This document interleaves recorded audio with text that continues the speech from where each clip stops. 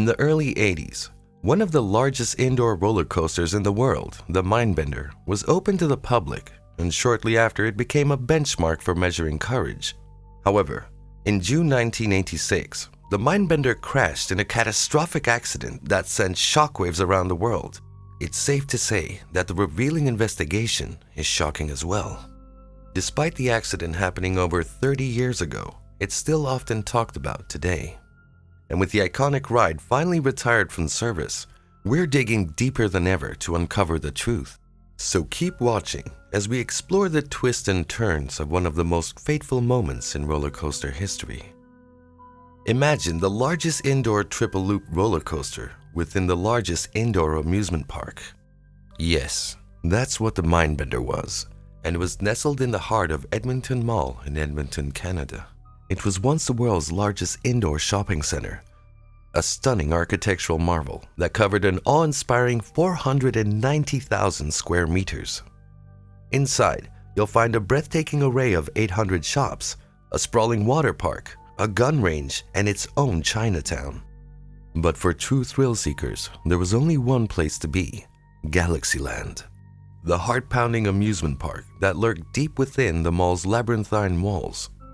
Here, the Mindbender was in charge. It was a dizzying ride that pushed riders to their limits and beyond.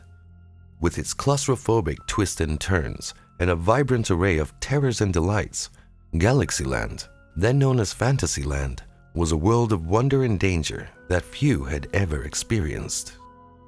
The Mindbender was the crown jewel of the famous Fantasyland. Every thrill lover wanted to test their courage against its twists and turns, until one day, everything changed.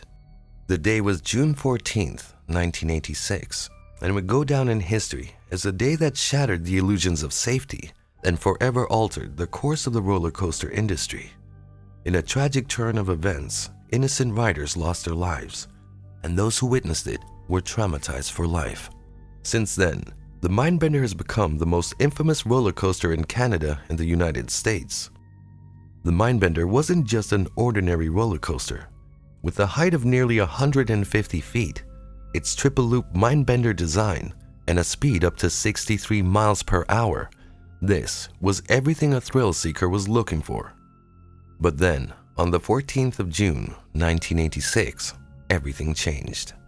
During the evening, the Mindbender was hurtling through its final loop when a car derailed. In a split second, 4 passengers were flung from the track to the unforgiving concrete below. The screams of terror were replaced by a deafening silence as the dust settled, revealing the unspeakable horror that had just unfolded before their very eyes. A major tragedy just occurred. Soon, it was clear that no one would make it out alive. Unfortunately, 3 lives were lost and a 4th suffered life-threatening injuries. But the Mindbender was even more brutal. Another 19 were sent to the hospital. They were lucky to get out alive. But how was it possible that the Mindbender all of a sudden derailed? With the drama that followed, one would have thought it was all over for the amusement park. However, the Mindbender returned, equipped with advanced safety features. Indeed, the ride was ready to reclaim its status as the titan of indoor roller coasters. In fact, the mall's owner even took the inaugural ride with his son, proving to the world that the ride was indeed safe. The place didn't feel the same after the catastrophic accident and became something of a local legend. But what really happened that day? One unspeakable horror unfolded during the ride's final loop. The Mindbender roller coaster came from the West German manufacturer Schwarzkopf. It was designed by the renowned roller coaster designer Werner Schingel. Also, it was equipped with 3 trains, each containing 4 cars with simple lap bars.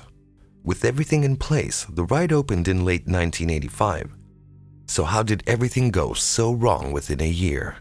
Well, on the day of the tragedy, ride operators heard an eerie sound coming from the coaster and immediately did a safety protocol.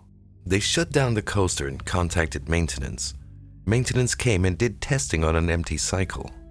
After some tests, they heard no noises and decided that everything was fine, so the ride was reopened for the public. After some time, another train triggered the same sound. Once again, the Mindbender's ride crew called maintenance and conducted empty cycles. But the result was the same, so they reopened the ride again.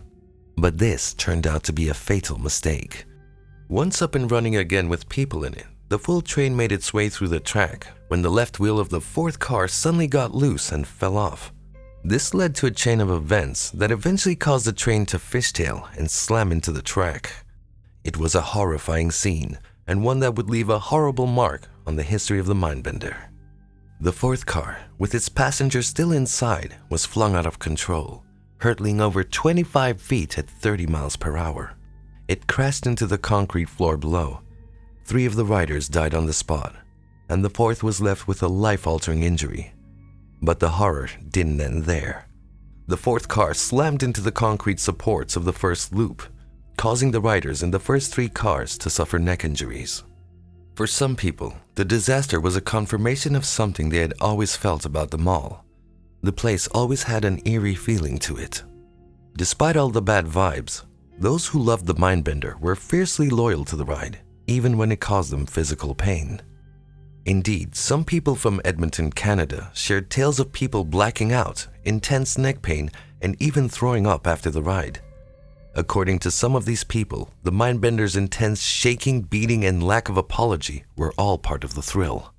Regardless of this, 3 people dying while riding a coaster meant the cops were going to get involved. So an investigation was launched, and soon a report running over 200 pages was compiled to document the details of the disaster. Now, while much of that report has been lost to time, what's left of it still proved useful. According to the report, Schwarzkopf, the ride's manufacturer, was experiencing financial difficulties during the Mindbender's construction. This led to issues concerning quality control. Also, the manuals provided to the ride's operators and maintenance crew were poorly translated from German to English. This potentially contributed to operational and maintenance errors. In addition, the report identifies a specific problem with the wheel assembly that caused the accident. This component was not properly secured to the main axle, and despite maintenance efforts, this weakness went undetected. Now, while all these discoveries seem horrible, here is the worst of it all. Every wheel assembly on all the ride's trains were loose and vulnerable to failure. Can you believe that? The maintenance team had actually taken a hands-off approach to inspect the ride. They relied on visual inspections that failed to identify hidden weaknesses, like the loose connections between the wheel assembly and the main axle. And even with all of this, the park had failed to take the yellow train out of operation to allow for proper inspection. This grave oversight led to the catastrophic failure that cost the lives of 3 people as well as injured several others. But even as the investigation raised questions about park safety procedures, the Mindbender itself underwent significant changes. For instance, the ride got reconfigured as it moved from 4 cars per train to 3, while increasing from 2 to 4 wheel assemblies per car. With more details of the mall coming to light, many wondered what other dark secrets lay hidden in the shadows of the West Edmonton Mall. However, this 1986 accident sent shockwaves through the roller coaster industry, changing it forever. No longer could park operators take a hands-off approach to inspect their rides or rely on incomplete translations of manuals. Also, they couldn't allow manufacturers to cut corners on quality control during bankruptcy. Indeed, the tragedy led to a new era of safety-focused roller coasters, with improved technology and safety measures such as over-the-shoulder restraints and seatbelts. As for the Mindbender tragedy, Schwarzkopf, the German-based coaster maker, got sued heavily. Would you ride the Mindbender if it was still open? Did you like this video, and do you want more groundbreaking roller coaster tragedies? Subscribe to the channel and share your thoughts with us in the comments section down below. Up until then, stay safe.